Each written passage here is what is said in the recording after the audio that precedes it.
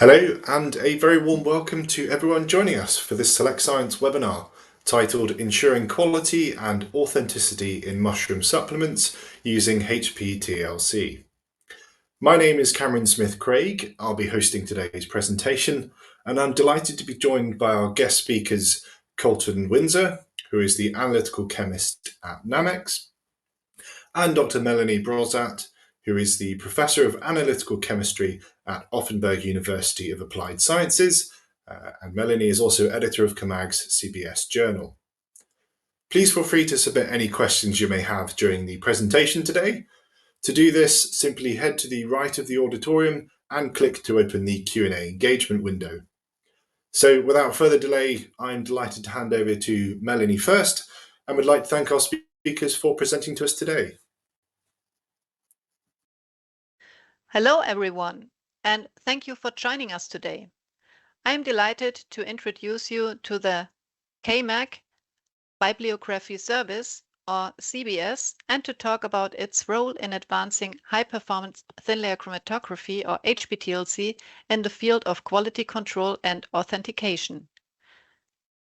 The CBS journal has a long and distinguished history dating back to 1965, when the first issue was published. At that time, it was just 4 pages of referenced abstracts from scientific journals, but since then, CBS has grown tremendously, establishing itself as a central resource for researchers and industry professionals. It's published by CAMAG, the world leader in HPTLC solutions, and it's supported by the cumulative CAMAG Bibliography Service, or CCBS.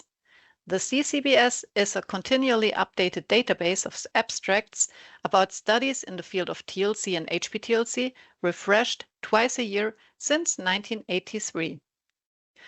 Through these platforms, CBS shares pioneering research in chromatography, setting standards, and expanding the capabilities of HPTLC for a wide range of applications, from herbal medicines to food analysis.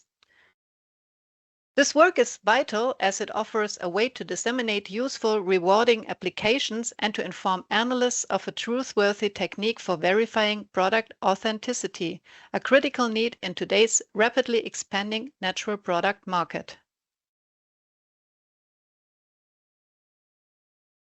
Now let's take a closer look at HPTLC and why it's so central to what we do. High-performance thin-layer chromatography, or HPTLC, is a versatile and powerful technique that allows us to analyze complex sample solutions. What makes HPTLC particularly valuable is its robustness and the ability to process multiple samples side by side in a single analysis. The entire sample is represented on the obtained HPTLC fingerprint, and this makes it highly suitable for identifying various components within a sample, including those in complex natural products. The process itself involves applying a sample onto a thin plate coated with an adsorbent material, usually silica gel or reversed phase. The plate is then developed with a solvent which carries the sample components up the plate, separating them based on their chemical properties. If substances lacking a chromophore or a certain substance class has to be analyzed, derivatization can be done on the plate after the chromatography. After development and with or without derivatization, a visual chromatogram is obtained called HPTLC fingerprint. Together with sophisticated detectors, profiles for quantification and purity testing are generated, and coupling to mass spec is a further opportunity. HPTLC is a robust technique capable of analyzing multiple samples simultaneously, making it highly efficient for large-scale testing. Its versatility allows it to handle complex sample matrices, ensuring accurate and reliable results. For instance, in CBS issue 126, HPTLC was used to identify the floral origin of honey, and it's also been applied to analyze astaxanthines from algae, to analyze human milk oligosaccharides for infant formulas, for analysis of hydrolyzed proteins in conjunction with proteomics, and even complex lipid-based formulations like mRNA vaccines. This adaptability makes HPTLC an ideal choice for the natural products industry, where we often deal with complex mixtures and need precise methods to ensure product quality. One of the core uses of HPTLC in the CBS journal is in the authentication of herbal drugs. A standardized methodology for HPTLC is supported in various pharmacopoeias, including the United States Pharmacopoeia. Let me give you an example. We can analyze herbal drugs like ginkgo biloba by not only looking at markers like rutin and quercetin. We compare the entire pattern of the obtained fingerprint to all known adulterants like related plant species, fillers, and individual marker substances. A single HPTLC analysis can provide clear visual chromatograms of fingerprints of all the compounds, and comparison can be done from each sample at different detection modes.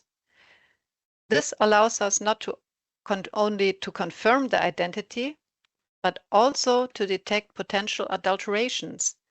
For ginkgo, typical adulterants are plants like buckwheat herb and sophora. It's crucial for consumer safety and quality control in the supplement industry to test all known adulterants.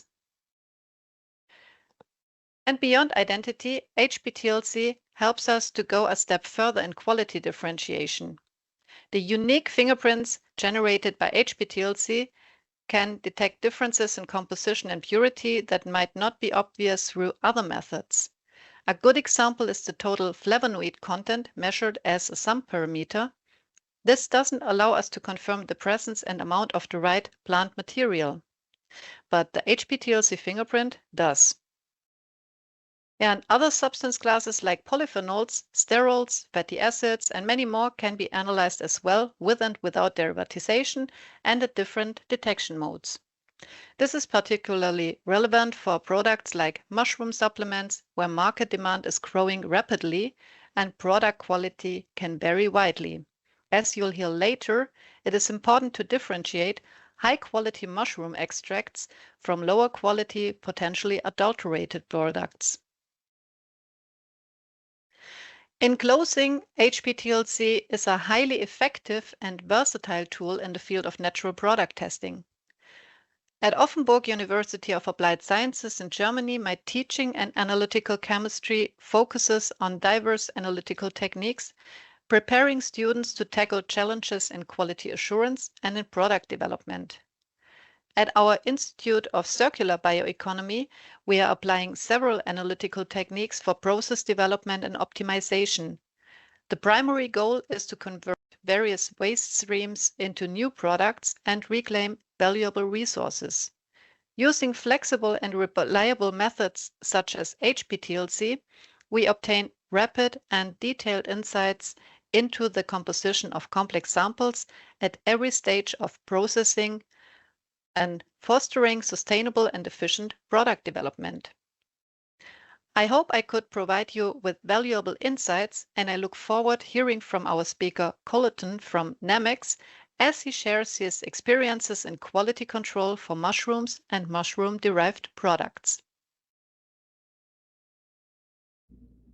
Thank you very much, Melanie, for that excellent introduction. My name is Coleton Windsor, Analytical Chemist at Nammex. The title of this presentation is Ensuring Quality and Authenticity in Mushroom Supplements Using HPTLC. Before beginning, I would like to thank Select Science for hosting this webinar and CAMAG for their ongoing support. To provide an overview of the topics in this presentation, I will be providing background information related to mushrooms and the dietary supplement industry, such as highlighting the market's rapid growth.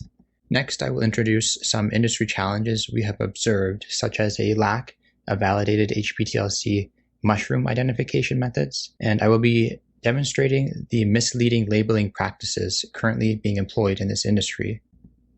I will be introducing a new HPTLC method we've developed and validated, which is specifically designed for the accurate identification of multiple mushroom species.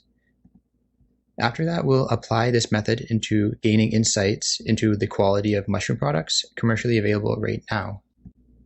Before we dive deeper into the content of this presentation, I want to disclose that I am employed by Nammex, and our company specializes in the sale of high-quality, organic, certified mushroom extract powders. So it's important to note that while my work is closely tied to the industry, the findings and methods I will present today are grounded in rigorous scientific research, with our aim being to contribute to the overall reliability and transparency in the mushroom dietary supplement industry.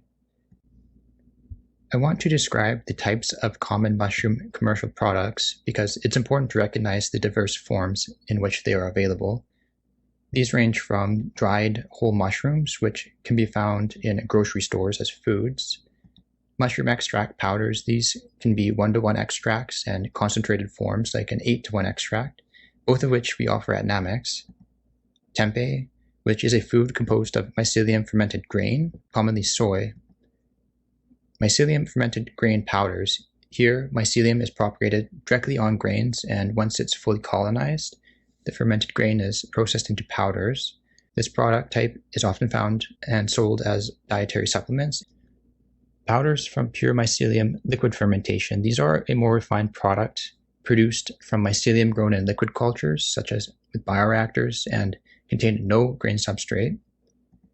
Other formulations include tinctures, gummies, and beverages. So with these common formulation types in mind, it becomes clear that using a validated identification method is crucial for accurately distinguishing between them as well as assessing the quality. With the mushroom extract market experiencing rapid growth, we're seeing a proliferation of different products on the market. We are seeing that this increased diversity is accompanied by an increasing range of quality. Unfortunately, not all products are what they claim to be. Mislabeling, whether it's intentional or due to inadequate testing methods, is a significant problem. Consumers may be buying products that don't contain the advertised ingredient they thought, as well as being exposed to ingredients they may not even realize. Critically, there has been a lack of validated, robust analytical methods specifically designed for mushroom products, and this gap leaves room for inconsistency and inaccuracy in product identification and quality control testing. This next section will address the question, what validated mushroom HPTLC methods currently exist, and are they sufficient to meet the industry's needs? When we first began investigating available mushroom HPTLC identification methods, it became clear that the USP Ganoderma lucidum HPTLC monograph method is the only current one specifically designed for mushroom testing. The chromatogram shown here applies that USP method, which I use to test whole mushrooms from multiple species. And as you can see, some species are distinguishable using this method. However, when applied to other species, the fingerprints are almost indistinguishable under these conditions. And this highlights that a significant limitation of the current method, that although this compendial method is validated for Ganoderma lucidum fruit bodies, it is often applied to other species and their extract formulations without proper validation. And this practice leads to false negatives or false positive results, which undermines the accuracy and reliability of identification processes. Even under additional detection modes, this USP monograph method fails to sufficiently differentiate many species. Also, important marker compounds like cordycepin, characteristically found in cordyceps, do not migrate from the baseline under this method's chromatographic conditions. So recognizing these challenges led us to explore and develop a new HPTLC method that could be broadly applicable across a wider range of mushroom species. At this point, I will begin introducing our new HPTLC method, which is designed to specifically overcome the challenges we've just discussed. I will start by explaining the scope of our new HPTLC identification method. This method has been validated and is applicable to the species shown on the right, to the testing of mushroom 1-to-1 extract powders, the testing of milled dried mushrooms, and the key advantage of this method is that it provides a binary pass-fail identification result. In this slide, I'll explain how the choices of reference materials were made, which can be broken down into two key categories. The first category of reference materials is designed to capture the full range of natural variability within a species, and we achieve this by using vouchers from various suppliers, geographic locations, and cultivation conditions. By including 5 or more references per species, we ensure that our method can reliably identify the target species regardless of the source or specific growing conditions. This captures the variability from the mushrooms due to their origins. And the next category of reference materials is designed to distinguish the target species from other similar materials that could be mistakenly identified as the same species. For example, fermented grain powders are often marketed in a way that suggests the product contains only the mushroom, though their composition differs significantly from the fungal portion of the mushroom. By including this category of reference materials, we can verify if a test sample more closely resembles the alternative products. So in summary, this dual approach of the 2 reference material categories is key to ensuring that our method is both inclusive of true variations and exclusive of potential contaminants or misidentifications. Here we are using our HPTLC method to compare the fingerprints of multiple mushroom species. Notice how as we move from one species to another, the band patterns vary significantly. For example, notice the position, color, intensity, and number of bands in different species. What's particularly important to highlight is that while certain bands appear across most species, it is the presence of species-unique compounds that give us confidence in identifying samples. In the coming slides, you will see how the chromatographic conditions of this method are effective at separating a wide range of chemical classes. First, looking at detection modes prior to derivatization further allows us to confirm the presence of key compounds and provides a more comprehensive profile for each species. This multimodal approach enhances the reliability of the method and ensures that we capture all relevant data necessary for precise identification. For example, the top row shows the chromatograms under white light after development. Here we can see specific bands highlighted with red stars that are particularly distinct in certain species. Looking under a 254 nanometer image, even more information is available to help in the analysis. In some circumstances, it is useful to employ other derivatization reagents which visualize compounds not detectable with the original derivatizing reagent. Here, shiitake, maitake, and oyster can be seen to have characteristic bands not previously observed. This can be useful, for example, if we are testing a sample that we didn't know the identity of and required additional information to strengthen our analysis. And throughout this presentation, I will compare HPTLC with data obtained from other analytical methods. The purpose of this being to verify the trends we find with HPTLC are also seen with other analytical techniques. For example, this slide shows the NMR spectra for various mushroom species. Like HPTLC, each species displays a unique spectral fingerprint which is due to the unique chemical composition of each species. You will see how NMR fingerprints and statistical models based on NMR data support HPTLC findings. Here we'll focus on 2 critical components that ensure the robustness and reliability of our HPTLC method: chemical reference standards and the system suitability test. These tracks show chemical reference standards of compounds frequently reported in mushrooms. However, only certain compounds are relevant to certain species, like pachymic acid found in the species Poria. Some compounds are found across most species, like ergosterol and linoleic acid. The compounds shown can be categorized into a diverse range of chemical classes such as nucleosides, fatty acids, sterols, terpenoids, flavonoids, and phenolics. This method's capacity to separate and visualize so many compounds is an important reason why this method is effective for distinguishing so many species. Now this slide illustrates how we confirm the identity of specific bands by obtaining absorbance spectra post-HPTLC development. Take hericinone C found in lion's mane and pachymic acid found in Poria. Each of these spectra provides a unique absorbance profile for those compounds. By comparing a sample's band spectral profiles to known standards, in this way we validate the presence of key marker compounds. I'd like to show you how this method is applied to the analysis of chaga. We will assess this HPTLC method by looking at the results from other analytical techniques. Here, comparing many reference materials gives us a reliable foundation for identifying what marker compounds are effective for determining species identity. For example, looking at the chromatograms of many vouchers, you'll notice some variance in fingerprints. The differences can be attributable to the differences in their origin, and this is actually typical and expected to see in the analysis of natural products. That being said, we see key bands that appear consistently, The presence of these triterpenoid markers offers a robust and accurate means of identifying chaga. Each NMR spectra shown here represents a different chaga voucher, and as we saw with HPTLC, slight composition differences are detectable, but a characteristic profile emerges. To confirm that the triterpenoid markers chosen are in fact aligning with the voucher fingerprints, I am showing here an alternative HPTLC method offering better separation of those markers.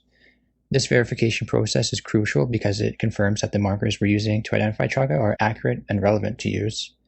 This also ensures that our method can be trusted for consistent identification across different samples. To further verify the choice of chaga markers, this slide shows the LC-ELSD chromatograms of 3 chaga samples, with the top chromatogram being a mix of standards listed on the right. Beginning with betulin and betulinic acid, we see trace to no content in the chaga vouchers. Triamethanoic acid and inositol, we see the presence. Unknown lanosterol derivative, this is the compound we have identified as 3-beta HDLDA in the previous slides.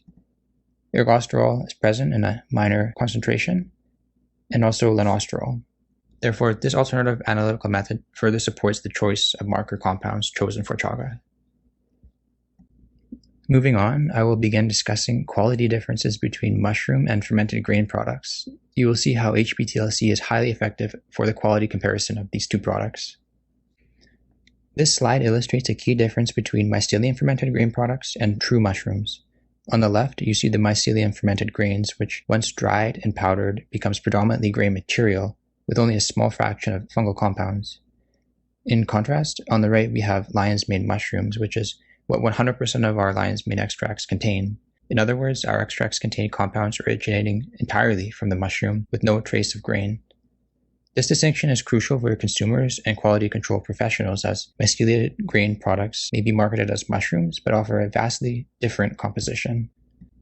This first example looks at a label of a commercially available product. When looking at the front label, we see that it is stated lion's mane, mushroom, and made with fruiting bodies and mycelium. Turning to the back label, we see the same contents are stated. However, HPTLC results indicate a lack of mushroom compounds, with the product predominantly showing character of grain substrate. This is despite no grain content being disclosed on the label. The lion's mane voucher and 1:1 extract can be seen to resemble each other to a large extent, both containing the marker compounds shown in the first lane. Looking at the mycelium fermented grain products, most of the bands observed in the substrate reference materials are also present in the fermented grain products. This overlap suggests that the majority of compounds present in the fermented grain products are actually derived from the grain substrate, not the mycelium. In fact, only a few additional bands are present, which indicates that the mycelium contributes very low concentrations of compounds in this product. So we see here the capacity of our HPTLC method to distinguish between different forms for a species. This slide presents a linear discriminant analysis of NMR data, with each sample presented as a point. The closer 2 points are, the more similar the sample compositions. And since this analysis is based on the sample's metabolomes, proximity between points indicates greater similarity in their chemical profiles. Here, we see that the lion's mane voucher and 1:1 extract samples form distinct but closely positioned clusters, indicating their compositional similarity. In contrast, mycelium fermented grain products are positioned further to the right, underscoring the significant compositional differences between true mushroom samples and fermented grain materials. So this analysis complements the HPTLC results shown previously, which the voucher and 1:1 extracts displayed similar profiles, while the fermented grain samples showed minimal resemblance to authentic mushroom forms. For our next example, we will see another misleading labeling practice that is occurring, which is the discrepancy between the front and back labels of mushroom products. On the front label, the product is marketed as a mushroom supplement with an image of chaga, leading consumers to believe they are purchasing a product made from the fruiting body of the fungus. However, when we look at the back label, it becomes apparent that the primary ingredient is actually chaga mycelium grown on a brown rice substrate. It is also not clear what the composition of the grain is in this product. Is it 50% or is it 70% or is it higher? Similar to the LDA results for the lion's mane NMR data, this principal component analysis of LC-MS metabolomic data also shows that samples positioned closer together are more similar in metabolite composition. Here we see the pure mycelium as a distinct cluster, clearly separated from the other samples. The chaga extract and voucher are positioned closely, indicating their compositional similarity. and mycelium fermented grain products are distinctly separated from both the mushroom and pure mycelium samples. When we reviewed the HPTLC chromatogram, we observed this same trend across these product types. The voucher and 1-to-1 extracts are largely similar, while the fermented grain samples lack chaga-specific markers. Instead, they resemble the corresponding grain reference tracks. NMR spectra of these chaga forms further demonstrates this trend, where the drastic composition differences between the mycelium fermented grains and chaga conch-based samples is clear. The highlighted panels over the conch material spectra are meant to draw your eyes to the regions to compare with the mycelium spectra above. By comparing these spectra, we differentiate high-quality chaga extracts from mycelium-based products. The outcome is that we can assess the accuracy of their labeling and product quality. This LDA model gives a great alternative visualization to the previously seen NMR spectra. Comparing back to the HPTLC chromatograms, we can make the same observations that the chaga mycelium, fermented grain, and chaga conch are different with respect to their composition. The intended takeaway here is that multiple analytical techniques, HPTLC, LCMS, and NMR, consistently demonstrate that significant differences between the mushroom products and fermented grain products. Now I am going to provide one last brief example, this time for Cordyceps militaris. This is the final LDA that I have in this presentation. It effectively shows the same observation HPTLC has been demonstrating. It is also a dissatisfying representation of the NMR data. This HPTLC chromatogram demonstrates what the Cordyceps militaris mushroom fingerprint looks like. And in the rightmost tracks, we see once again the fermented grain products lacking the compounds observed in the mushroom material. Across each fermented grain brand we test, we see strong resemblance to the grain substrate, with only sometimes faint concentrations of compounds that could possibly be attributed to the mycelium. Here I am including an iodine starch test, which is a simple yet effective method for detecting starch content across various species. The important thing to know being that mushrooms contain no starch and fermented grains do. On the left we have our controls, water, and some grains. And as you can see, when starch is present, the iodine solution creates a dark color because the iodine starch complex is being formed. Now, looking at the mushroom samples on the right, there is minimal to no color changed with iodine, confirming that they are starch-free. However, when we look at the mycelium fermented grain products, we see a significant color reaction indicating a high starch content. HPTLC is not suitable for the analysis of starch, so this test along with HPTLC are tools allowing us to verify product composition and ensuring consumers receive accurate information about what they're buying. Next, I'll walk through an example of how we establish acceptance criteria for the identification and quality control of cordyceps. This example demonstrates the key markers we look for, the standards we use, and how we determine whether a sample meets the necessary criteria for authenticity and quality. So on this slide, we see the chromatographic fingerprints of various Cordyceps militaris samples. This includes inclusive sampling framed materials on the left and exclusive sampling materials to the right of the test sample. In the table on the right, it summarizes the acceptance criteria, including the RF values, the quenching behavior under 254 nanometers, and the colors observed under white light and 366 nanometers after derivatization. This comprehensive profiling allows us to establish clear acceptance criteria for identifying species found in products such as Cordyceps militaris extracts. So, aside from a visual comparison to inclusive and exclusive samples, referencing this clearly defined table helps us accurately perform the identification analysis. Moving on, I want to provide some examples of how this method is applied to other product types. Starting with tinctures. We do not sell tinctures, but I should note here that these tinctures were prepared directly from their alcohol water solution, so they aren't directly comparable to the other tracks. Instead, this slide highlights the versatility of HPTLC and quality verification across different formulations. This slide displays HPTLC profiles for blends of concentrated mushroom extracts based on one of our products. The tract labeled custom blend was prepared by combining identity-verified lots of the component mixture together in the correct ratio. The voucher blend was similarly prepared by using whole mushroom vouchers. Such reference materials provide us a means to compare and monitor quality. Now on the right, we have multiple product lots displaying similar banding patterns across batches. and this consistency supports that the formulation process is reliable, with each batch containing a similar composition of active compounds. The ability to visually confirm the presence and concentration of key compounds in these blends through HPTLC ensures product quality and helps verify that each blend is true to its intended composition. As we head into the last few slides of this presentation, we'll explore how we tested our method for robustness and reproducibility, two critical factors in ensuring the reliability of our HPTLC method. This slide compares the chromatograms captured immediately after derivatization with those captured 30 minutes later. The key takeaway here is that there was no change in the method's capacity to distinguish between species after 30 minutes. While this shows that our method is robust for imaging and derivatization, for optimal reproducibility, it's best to image the plates at a consistent time point after derivatization. This consistency helps maintain the visual quality of the chromatograms, and it ensures that the results are as comparable as possible across different runs. This slide examines the stability of lion's mane samples after being stored overnight in the freezer compared to fresh samples. As you can see, there is minimal change in the band patterns between the fresh samples and those stored overnight. This indicates that the chemical composition remains stable during the short-term freezer storage. In other words, the method is robust with respect to sample storage conditions, and that slight delays or necessary storage of samples do not compromise the integrity of the analysis.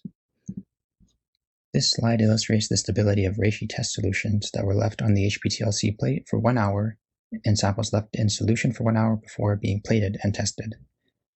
Bands from the sample prepared fresh and tested immediately are distinct and well-defined, serving as our baseline for this comparison. After 1 hour on the plate, the bands remain consistent with the fresh sample, indicating no significant degradation or migration of compounds during this time.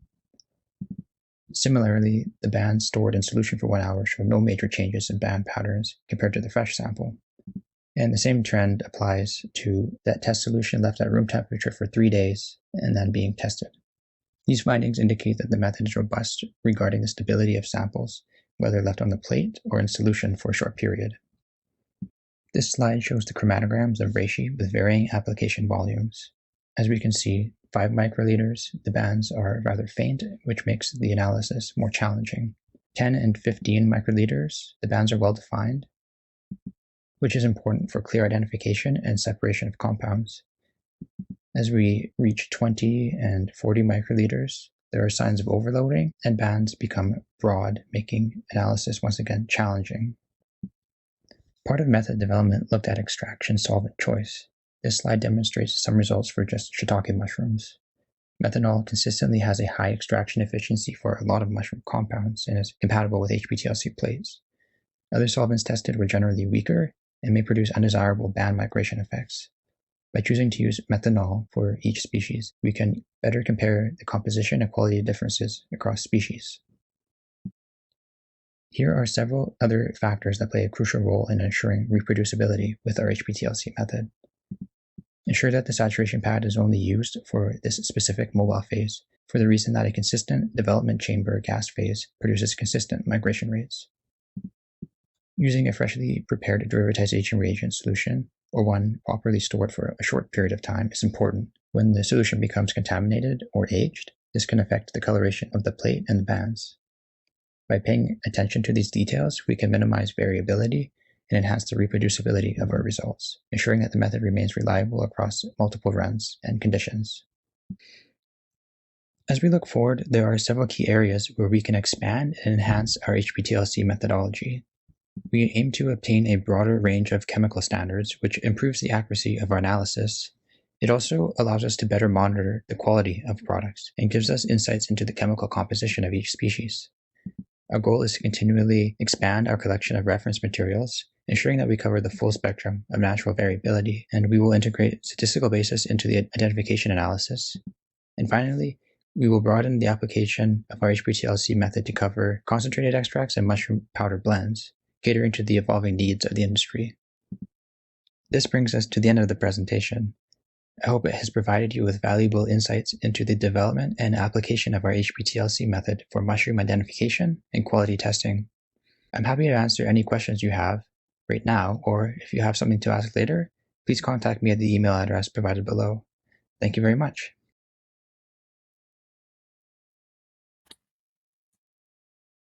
Thank you, Melanie and Coleton, for that interesting presentation. We hope that everyone listening enjoyed the webinar and found it informative. We will now be moving on to the last part of today's webinar, the question and answer session.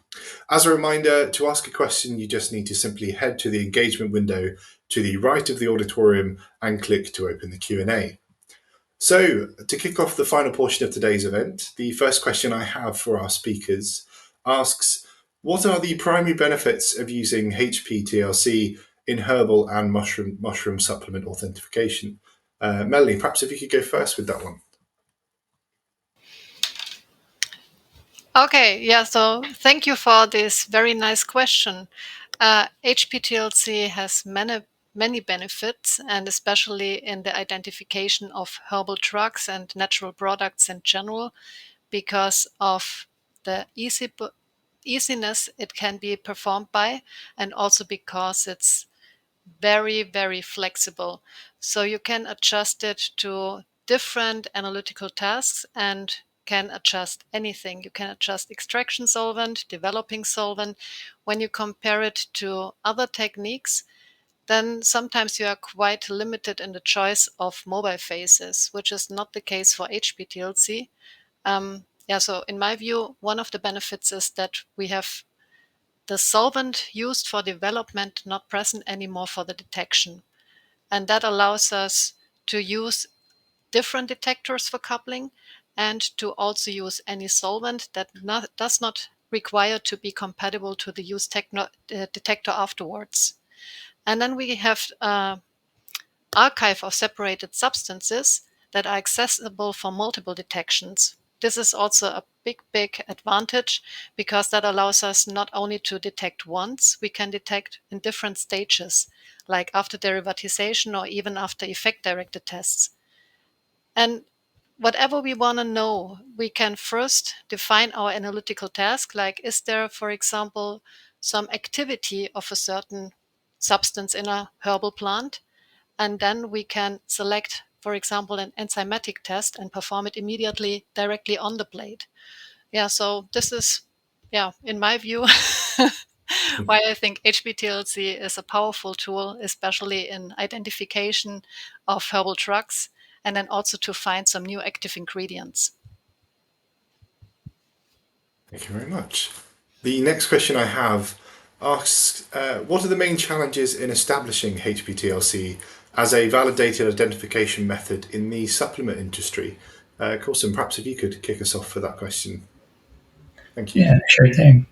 One challenge is the subjective interpretation of HPTLC results. There are often so many product types for a given species, in our case, mushroom species. So if the analyst is not familiar with the formulation of the sample, then it can become challenging to conclude the species identity. However, we can overcome this by developing a robust method and identifying marker compounds for each species. Great, thank you.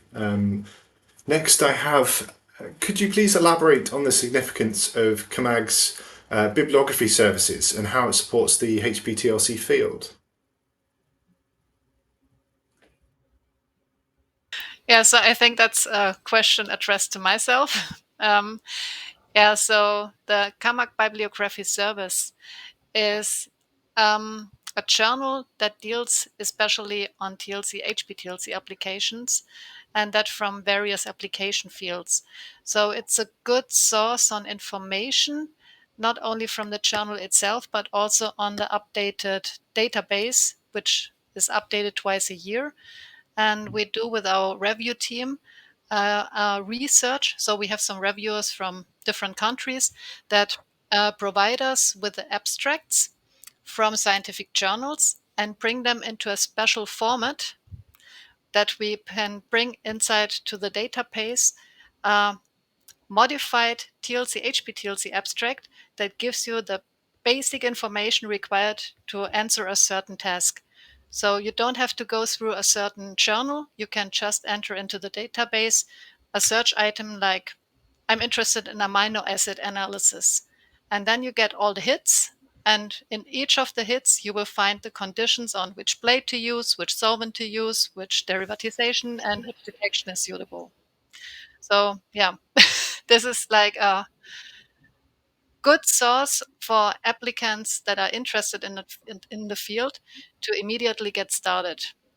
So usually I think it's on the applicant himself to search in PubMed or other publication databases. And here in the CBS and CCBS, it's condensed only to TLC in HPTLC applications. Brilliant. Thank you, Melanie. The next question I have are simply, does a higher ratio of extracts mean a higher quality? So it doesn't necessarily mean a higher quality product. What it would mean is that certain compounds are being concentrated in the extract. Generally, those are the compounds that are desirable. And then other compounds are being left out.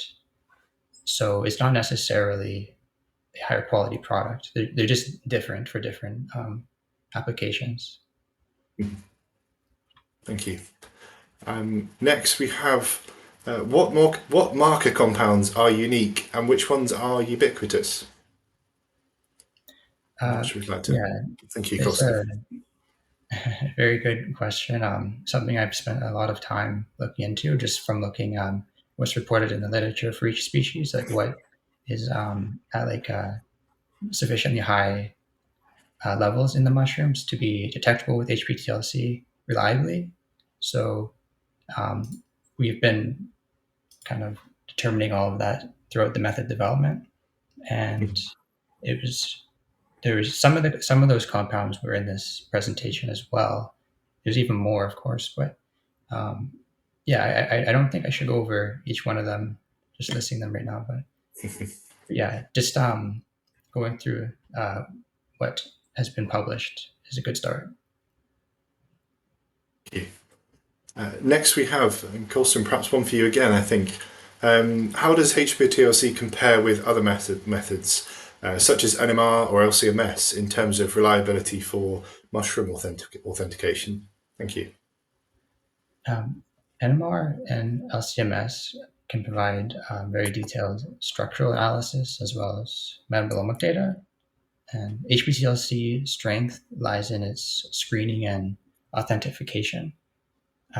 In the development of our HPTLC method, our approach was to use other analytical methods, such as those, to verify the results that we were getting with HPTLC. Thank you. Quite a few questions coming through. So next I have, are there any specific metabolites in shiitake, maitake, or tramelia and turkey tail that can be used as markers for those species? Those ones, it is, yes, turkey tail has some that we saw in, for example, the image after development under white light. But shiitake, maitake, and tremella, those ones vary in their concentrations of compounds. They have, and as another slide shows, an alternative derivatization reagent that shows some differences. But as for like marker compounds specific for those species, they're not as well defined, but they are still distinguishable. And but also comparing to other identification methods can also be useful for those, like DNA or NMR, for example. If you really need to, if you're not getting an accurate enough identification with just HPTLC.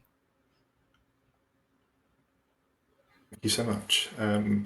Next, we have how does HPTLC handle the potential variability in mushroom samples, those coming from different geographic locations?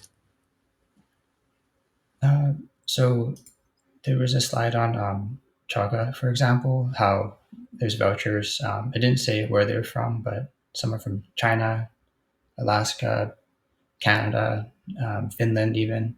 But anyways, from that chromatogram, you can see how across each track, the bands were slightly different in certain areas, but some of those bands remained consistent, and those are the ones that we look into for determining them as marker compounds. So yeah, it's really that approach that we take, and also what's reported in literature, and also from other analytical methods as well. Thank you very much. Next we have, I think we've got time for a few more actually. So next we have, given the growing mushroom supplement market, what are some of the regulatory challenges for authenticating products using HPTLC?